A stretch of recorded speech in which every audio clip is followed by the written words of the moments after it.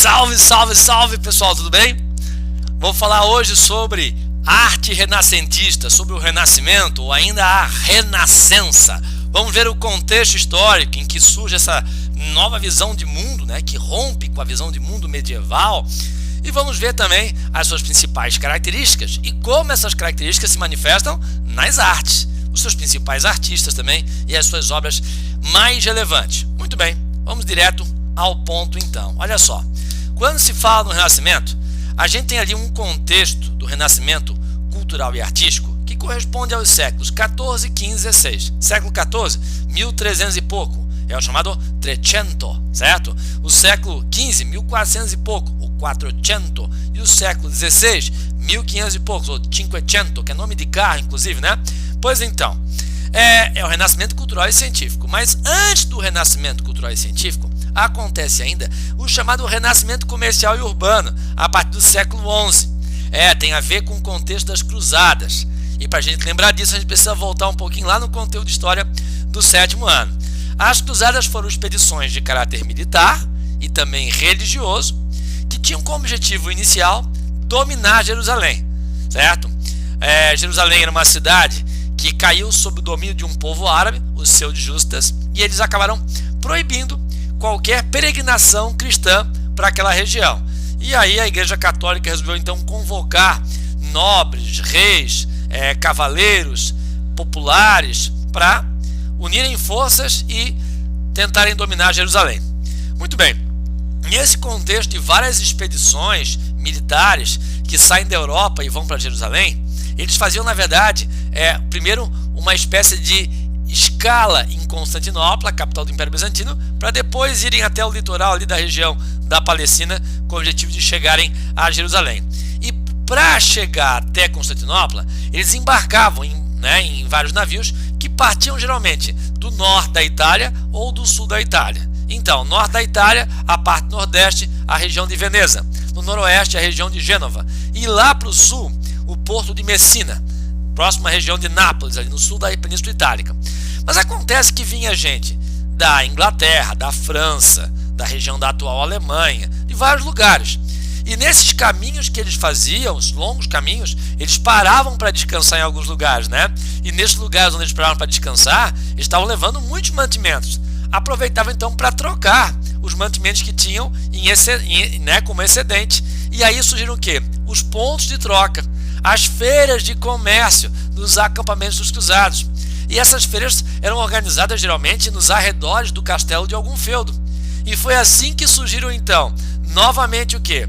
As cidades e junto com ela a atividade comercial, o chamado Renascimento comercial e urbano. Nós vamos ter cada vez mais gente abandonando a vida nos feudos e indo para essas feiras de comércio, que depois começam a construir muralhas ao redor, a se fortificarem, a ter governo próprio. Os chamados burgos então, são formados. E dentro desses burgos, dessas cidades fortificadas, surge uma nova classe, a burguesia. Pois então, por que eu estou falando disso?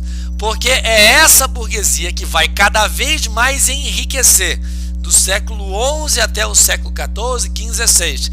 E ela vai se tornar uma classe com grande capacidade de, inclusive, investir em obras de arte.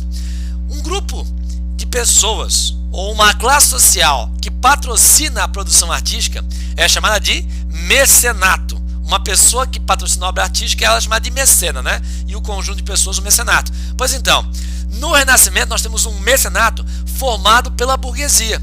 Então a gente pode dizer que a visão de mundo que se constrói no Renascimento é uma visão tipicamente burguesa, que rompe com a visão de mundo medieval, que era uma visão de mundo do domínio de quem? Da igreja, entendeu?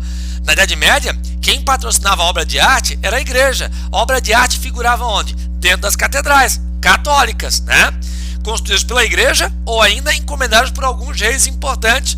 Pois então, agora não mais. No Renascimento temos aí a burguesia como a principal classe que patrocina obras de arte, e por patrocinar obras de arte e não ter ali nenhuma vinculação com a igreja, essa obra de arte se desvincula cada vez mais de um objetivo religioso para se preocupar cada vez mais com o quê?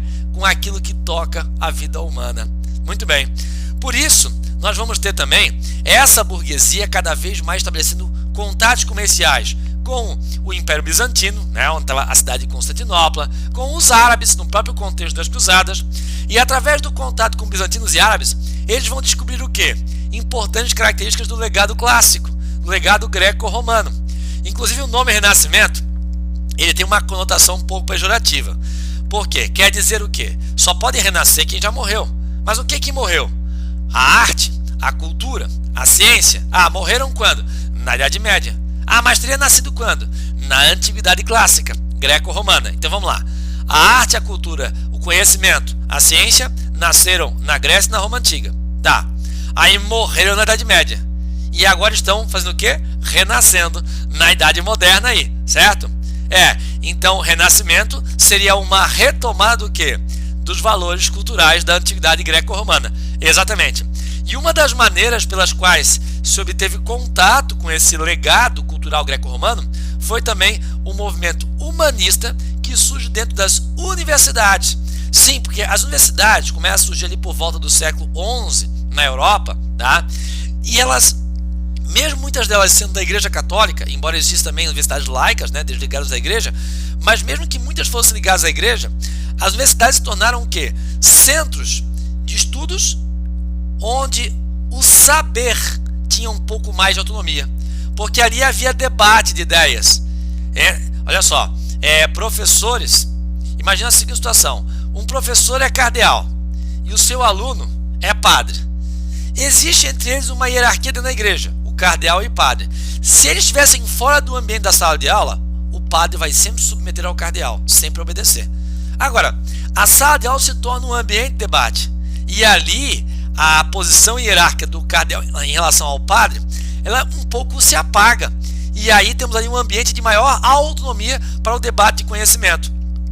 E é nesse contexto em que o contato com árabes e bizantinos, trazendo um contato com a cultura clássica, que vai ser produzida, vai ser lida cada vez mais nas universidades, acaba provocando um contato dessa intelectualidade mesmo da Igreja Católica, certo? Com obras filosóficas da Antiguidade Clássica dentro das universidades, o que dá aí uma visão, digamos, um pouco mais humanista, menos teocêntrica e cada vez mais voltada para as inquietações da vida humana, certo? Algo que agrada bastante o gosto da burguesia, que está preocupada com o seu dia a dia, com as suas inquietações de ordem material, certo? Então esse humanismo é muito mais interessante à burguesia do que aquele teocentrismo medieval. E como é a burguesia o grande mecenato, né, temos aí uma visão de mundo que vai influenciar, obviamente, a produção artística do Renascimento, tá? Então vamos lá. Por que a Itália foi o país pioneiro? Porque, olha só, o Renascimento ele surge de uma ruptura com o pensamento medieval. Essa ruptura tem a ver com o quê? Com uma retomada dos valores greco-romanos. A partir ali do Renascimento comercial e urbano, em que surge a burguesia, que passa a ter contato nas suas rotas comerciais com bizantinos e árabes, redescobrindo aí o legado, né, clássico, que vai também ser cada vez mais aprofundado nas universidades, que se tornam um espaço de maior autonomia do conhecimento. Pois então, se o Renascimento é essa ruptura com o pensamento medieval, que surge a partir do Renascimento comercial e urbano com a burguesia, a Itália é o lugar onde a burguesia nasce primeiro. Como a Itália era o ponto de embarque para as cruzadas, é ali que nós vamos ter as primeiras cidades, os primeiros burgos, as primeiras feiras comerciais, né, se organizando. É ali primeiro que surge a burguesia. É ali onde a atividade comercial se torna mais intensa, porque o norte da Itália é uma área de entrepostos comerciais, é uma área de embarque, né, para as cruzadas. Lembrando que as cruzadas duraram de 1096 até 1270, né? São quase 2 séculos aí de intensas expedições que tem a Itália como principal ponto de referência. Agora, também tem uma outra coisa, né? A Itália é o primeiro lugar onde surgem as primeiras universidades da Europa. A Universidade de Bolonha, considerada aí talvez a mais antiga, né, do mundo europeu. Então, tem mais um outro motivo para que a Itália seja o lugar pioneiro dessa visão de mundo aí e visão artística. Agora, na Itália também nós vamos ter o quê? Muitos elementos estéticos, arquitetônicos, escultóricos da Roma Antiga, da Antiguidade Clássica, né? As ruínas da cidade de Roma trazem ali importantes referências do legado clássico. Mais um motivo, então, para a Itália ser o lugar, o país pioneiro no renascimento cultural, artístico e científico, tá bom? Muito bem. Agora vamos para as principais características, os principais valores do Renascimento. Olha, O Renascimento traz uma ruptura com aquele pensamento teocêntrico medieval. No lugar do teocentrismo temos o quê? O humanismo, também chamado de antropocentrismo. O homem, como na arte grega, é novamente a medida de todas as coisas. A principal preocupação da arte é retratar o homem, a beleza humana, as suas inquietações existenciais. Isso não significa negar Deus, isso não significa se afastar da religiosidade ou da fé. Não, é apenas procurar, inclusive, tratar figuras sagradas abordando aquilo, principalmente que elas têm de humano. Por exemplo, Cristo é a figura mais sagrada do cristianismo. Pois é, mas uma das coisas que torna ele mais sagrado é justamente o sofrimento pelo qual ele passou. E esse sofrimento é tipicamente o quê? Humano, certo? Então exaltar o sofrimento de Cristo é exaltar o lado humano dele. Vejam só, como é possível ser renascentista, ser antropocêntrico, mas não necessariamente se desligar da fé ou mesmo dos assuntos religiosos, né? É ter um olhar humanista até mesmo para a temática sacra, que não é abandonada no Renascimento, apenas se tem uma outra visão sobre ela. Um exemplo aqui que nós temos, certo? Nessa pintura. Isso aqui é um afresco, uma pintura feita sobre o teto da Capela Sistina, que na época era a sede da Igreja Católica do mundo. O Papa, na época, Papa Júlio II, vai contratar o pintor Michelangelo para pintar 500 e poucos metros quadrados de afrescos, certo? Na Capela Sistina, retratando uma série de cenas bíblicas. Uma delas, a mais conhecida, é a criação do homem e a criação de Adão. Agora vejam só que coisa interessante. Deus, segundo a Bíblia, criou Adão à sua imagem e semelhança. Mas veja que coisa interessante. A gente sabe que na Bíblia, o gesto da criação de Deus não é a mão, é o verbo, né? Deus disse, faça-se a luz, e a luz se fez. Então é o verbo, é aquilo que ele diz, né? Que acaba sendo o gesto da criação. Mas não daria para construir uma história em quadrinho ali no teto da Capela Sistina, né? Colocando a fala de Deus. Então Michelangelo encontrou uma solução plástica aí, que foi colocar o dedo de Deus criando Adão. Mas olha só, se Adão é criado à imagem e semelhança de Deus, e Deus tem capacidade criativa, Adão também tem capacidade criativa. O homem não é mera criatura, ele também tem capacidade criativa. Deus é inteligente e dotou o homem de inteligência, de capacidade criativa. Michelangelo retratou isso como: se o dedo de Deus é o que indica a sua capacidade criativa, e o homem é criado à imagem e semelhança de Deus, assim como o dedo de Deus vai, né, ao encontro do homem, o dedo do homem também vai ao encontro de Deus. A diferença é que o dedo de Deus aponta para Adão, e o dedo de Adão levemente inclina-se para baixo, apontando para o mundo. Deus criou o homem com a capacidade intelectual de intervir, criar, transformar o mundo, certo? Então temos aqui, o antropocentrismo, a criação do homem. O homem é a temática central dessa pintura, né? É ele o grande tema. E se representa o homem na natural. Como é que Deus criou o homem? Nu. Então a nudez é uma criação divina. Não se deve olhar para a nudez humana, somente no âmbito artístico, como algo relativo a pecado, certo? Não, a nudez é criação divina e o homem é a mais bela criação de Deus. Então a nudez deve ser assim, né? Digamos, valorizada nas obras de arte. Aparece então aí Adão, criado à imagem e semelhança de Deus, e ele aparece nu, de forma natural, certo? Então temos aí características como antropocentrismo e naturalismo se manifestando aqui na criação de Adão, nos afrescos da Capela Sistina pintados por Michelangelo. Muito bem, racionalismo. Olha, como eu disse, Deus criou o homem à sua imagem e semelhança. Deus tem capacidade criativa, então dotou o homem dessa mesma capacidade criativa para intervir sobre o seu mundo. Nós temos aqui a pintura de Mona Lisa, que vem também representar esse racionalismo. Leonardo da Vinci se preocupou em representar uma expressão facial enigmática, misteriosa. Por quê? Porque fica difícil decifrar que sentimentos há por trás dessa expressão. Por quê?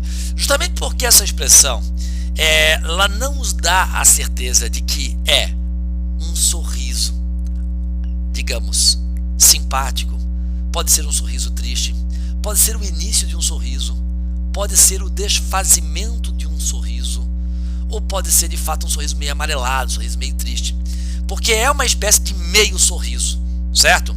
Então, que sentimentos há por trás dessa expressão tão enigmática? Quando Da Vinci levanta essa expressão facial, ele quer provocar uma dúvida no espectador, justamente para que o espectador, através da dúvida, venha fazer o quê? Questionar sobre um exemplar da figura humana que é a Gioconda, a Mona Lisa. Então, é uma provocação à capacidade intelectual do homem. Como é que o homem pode decifrar o mistério de Mona Lisa? Olha, usando da sua racionalidade, da sua capacidade intelectual. Agora, vejam só, tão enigmático quanto o sorriso Mona Lisa é a atmosfera um pouco obscura, a paisagem, desculpe, um pouco obscura, que está ao redor de Mona Lisa. Então, assim como o homem é provocado, é levado à inquietude para pensar sobre Mona Lisa, também é provocada aí a sua curiosidade sobre o mundo que cerca a Mona Lisa. Então só há um jeito de decifrar a figura humana, representada aqui pela Mona Lisa, e o próprio universo, representado pela paisagem que está ao redor dela: o conhecimento. A dúvida é o que vai despertar o conhecimento. Parece que Da Vinci está antecipando a famosa frase do filósofo Descartes, né? Duvido, logo penso. Penso, logo existo, né? O Descartes, embora não tenha recebido uma influência direta aí desses nomes do Renascimento, né? Mas ele, de certa forma, respira essa atmosfera racionalista do Renascimento, e o que ele pensa e o que ele diz tem uma certa ligação com essa visão de mundo. Muito bem, agora olha só, universalismo. Pessoal, hoje, nesse contexto pós-revolução industrial, cada vez mais as pessoas têm funções mais específicas. Vou dar um exemplo assim, ó. Eu sou formado em História. Aí, quando eu terminei o curso, eu fiz o trabalho de conclusão de curso sobre História Política Catarinense, especificamente sobre a transição da monarquia para o Império. Aí depois fazer o mestrado. E no mestrado eu trabalhei com História Política exatamente sobre o quê? Sobre 2 meses de História. O período que vai ali, ó, de novembro de 1889 até janeiro de 1890. Ou seja, cada vez mais as pessoas são levadas a se especializar numa coisa, né, digamos, num recorte muito pequeno do conhecimento humano. Essa é uma coisa bem característica desse contexto pós-revolução industrial, em que o trabalho humano passou a ser cada vez mais especializado. A gente é levado cada vez mais a procurar saber muito sobre um campo muito específico do conhecimento. Mas no Renascimento, bem anterior à Revolução Industrial, nós temos uma outra concepção, uma concepção contrária, inclusive, uma concepção de que, olha, o mundo é complexo, e para procurar entender o mundo é preciso sim estar fazendo relações com os vários campos do conhecimento. E aí nós temos o desenvolvimento de um pensamento universalista, que vai ter como principal representante, sem dúvida, a figura de Leonardo da Vinci, que vai se dedicar à pintura, como nós já sabemos, mas vai se dedicar também a vários estudos, como estudos de anatomia, certo? Como aparece aqui, inclusive aqui também. Só que era o seguinte, ó, ele fazia estudos de anatomia através de dissecação de corpos, estudos empíricos. Só que a dissecação de corpos era algo proibido pela igreja. Então ele tinha que dissecar corpos obtidos de maneira clandestina. Mas para que seus escritos, né, não fossem identificados pela igreja como escritos a partir de estudos empíricos baseados na dissecação de corpos, ele escrevia de forma espelhada, de forma que pudesse ser lido somente através do espelho. Mas também se dedicou à engenharia militar, à engenharia aeronáutica, certo? Aqui também engenharia militar, engenharia civil. Fez uma série de invenções, né? Tem o princípio, por exemplo, do paraquedas, entre outras várias invenções, dedicando a vários campos do conhecimento. É justamente essa visão universalista do conhecimento que se tem no Renascimento. Muito bem, o classicismo. Temos uma volta aos valores estéticos greco-romanos. Uma volta, por exemplo, aos temas que inspiravam a arte greco-romana, como, por exemplo, a mitologia greco-romana ou ainda a própria filosofia greco-romana. E como são temas, digamos, alheios à tradição católica, além de serem temas clássicos, são também taxados como temas pagãos. Por exemplo, aqui, ó, o nascimento de Vênus, né? Vênus seria a versão romana da deusa Afrodite, a deusa da beleza e a deusa do amor. Então aqui, ó, é Afrodite nascendo, a deusa Vênus nascendo. É uma divindade greco-romana, certo? Então tá fora daquele repertório de figuras da Igreja Católica, do cristianismo. Então é ao mesmo tempo algo clássico e também pagão. Temos aqui, ó, a escola de Atenas, certo? Isso aqui é do Botticelli, tá? Nascimento de Vênus. E aqui é a escola de Atenas de Rafael Sanzio, né? Onde aparece a figura de Platão apontando para cima, fazendo uma referência aí, né, a alguns fundamentos importantes de sua teoria, que vocês devem ter visto ou vão ver na aula de filosofia, e o seu, aqui, ó, discípulo, Aristóteles, que era uma espécie de discípulo, mas que não concordava totalmente, né, apontando para baixo, até porque ele tem uma visão filosófica um pouco diferente do Platão, certo? Muito bem. E aqui mais uma outra temática, né, que é pagã e clássica ao mesmo tempo, porque aparece aqui figuras mitológicas greco-romanas também. Agora vamos lá. Individualismo. Olha, o Renascimento é de alguma forma a visão de mundo da burguesia. E a visão de mundo da burguesia é marcada pelo quê? Pela competitividade, pela concorrência, o que de certa forma traz esse espírito individualista, que se manifesta na arte principalmente através da ideia de se reconhecer a produção artística individual. É muito fácil vocês apontarem artistas do Renascimento. Agora apontem o nome de um artista medieval. Dificilmente eram reconhecidos, tá? Até o século XII dificilmente se reconhecia algum artista. A obra de um artista geralmente passava como algo anônimo. É como se fosse uma obra em nome da coletividade, da cristandade, certo? O artista era confundido com artesão. Agora não. Agora existe aqui uma valorização maior do artista, dos seus feitos individuais, certo? Então a gente vai olhar para uma Mona Lisa e vai saber que a Mona Lisa é de Da Vinci. Se reconhece, né, o pintor de Mona Lisa. E claro, tudo isso por conta desse espírito aqui, né, de competitividade da burguesia, que busca a felicidade individual através dos seus próprios meios. Mas tem também um ambiente otimista. Temos como exemplo, né, do otimismo renascentista a obra A Divina Comédia de Dante Alighieri, que vai narrar o quê? A viagem do poeta Dante Alighieri, guiado pelo poeta romano Virgílio, no inferno, no purgatório, até chegar ao paraíso. Mas isso por quê? Porque ele é apaixonado por uma mulher, exemplo de beleza e de bondade, Beatriz. Por ser o exemplo maior de beleza e bondade, ela só poderia estar num lugar, no paraíso. E para chegar ao paraíso, Dante vai deixar a vida terrena sem ter morrido para ir ao inferno, testemunhar os sofrimentos do inferno, também no purgatório. E aí no inferno ele vai encontrar aqui, ó, o barqueiro Caronte, certo? Que é, na verdade, uma figura da mitologia greco-romana. Então tem elementos da mitologia greco-romana misturados com elementos aí da crença cristã, né? Como inferno, purgatório e paraíso, por exemplo. Então, e aí ele vai passar por todos esses sofrimentos, testemunhar todos os sofrimentos para chegar até o paraíso. Mas vejam só, ele não morreu para ir ao inferno, certo? Ele foi porque ele quis. Então ele não esperou morrer e ele também não acredita, assim, ó, geralmente a pessoa vai para o inferno ou para o céu, certo? Depois que ela morre. E se acreditava que a morte era uma decisão de Deus. Não. Agora, se ignora o fato da morte ser ou não uma decisão de Deus. Ele vai ao inferno por vontade própria, certo? Sem ter morrido. É o homem buscando a sua própria felicidade pelos seus próprios meios. Ou seja, há um otimismo maior em relação à capacidade humana de definir seu próprio destino e sua felicidade. E claro que esse otimismo vem junto com esse individualismo, né? A capacidade individual, certo? Ou ainda o valor individual, moral de Dante, de ser corajoso a ponto de ir ao inferno, ao purgatório, para tentar o encontro de sua amada Beatriz. Muito bem, vamos ter ainda algumas técnicas importantes aqui, como o chiaro escuro, que é um termo italiano, quer dizer claro e escuro. A gente vê isso principalmente nas pinturas de Da Vinci, tá? Onde aparece aí, ó, um fundo escuro contrastando aí com uma luz que parece emanar do próprio personagem, tá? Não parece ser uma luz que vem de fora, parece ser uma luz que emana do próprio personagem.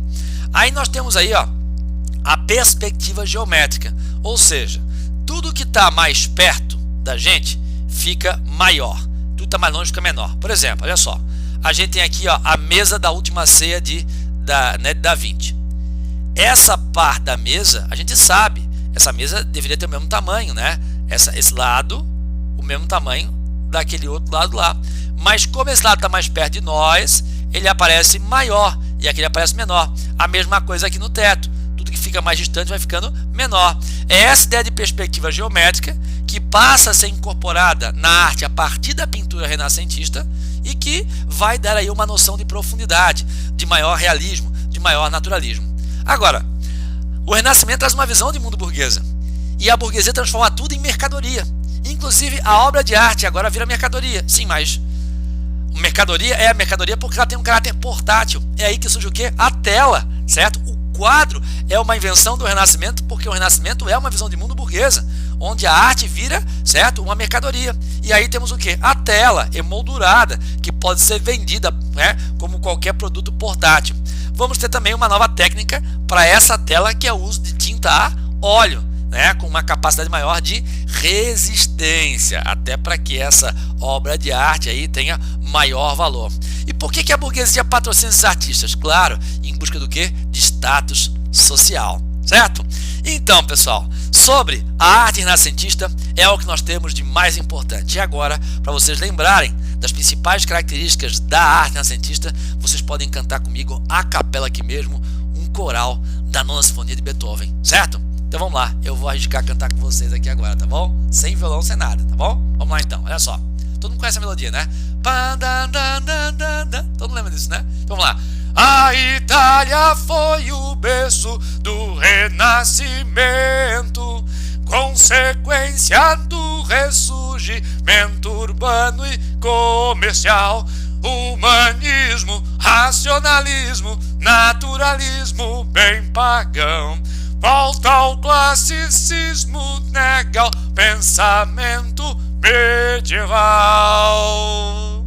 E é isso. Podem aplaudir, certo? Aí, à distância. E aí, agora, as atividades do capítulo 6, o capítulo sobre arte renascentista, lá no final, certo? Responda as questões para depois a gente poder corrigir no atendimento online. Um beijo grande para vocês, fiquem bem, se cuidem, até a próxima.